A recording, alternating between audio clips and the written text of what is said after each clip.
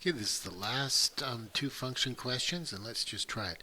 It says, hence, that means we've got to use the idea that we've, and let's look at, that's sort of good to see.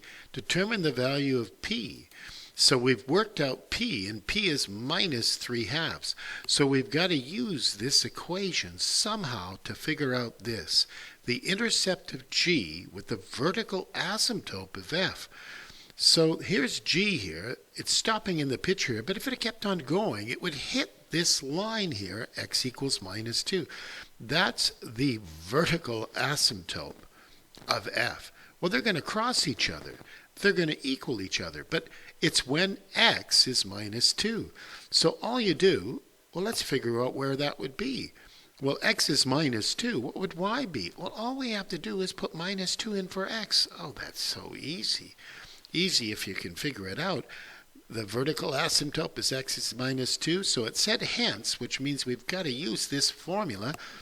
And with p here, or the equation of the exponential equation, so we've got minus 1/2 in here. Instead of x, we put in minus 2. Minus 2 is plus 2. And 3 squared is 9.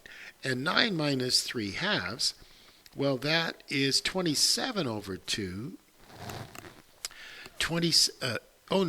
18 over 2, not 27 over 2. 18 divided by 2 is 9. 18 over 2 minus 3/2. Your calculator will say 15/2.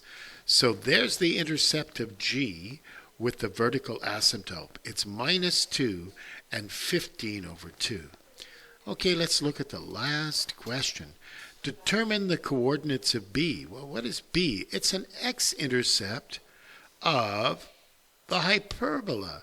That's the branches here. When I first did it, I confused it with this one. I don't know, my mind was getting all mixed up.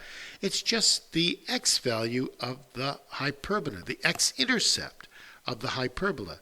Well, what's an x-intercept? We just take the equation of the hyperbola and we make y equals 0. There's a mark.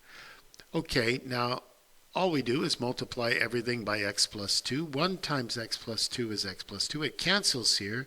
0 times x plus 2 is just 0. You can't put minus 1 over here and multiply it by x plus 2. You're going to get the same answer. Because minus 3 plus 2 is minus 1. We add 1 to both sides and we get x equals 1. And that makes sense. It looks like it's about 1. That's a reasonable answer for it. Well, that's the end of the test 3 in term 3, test 3.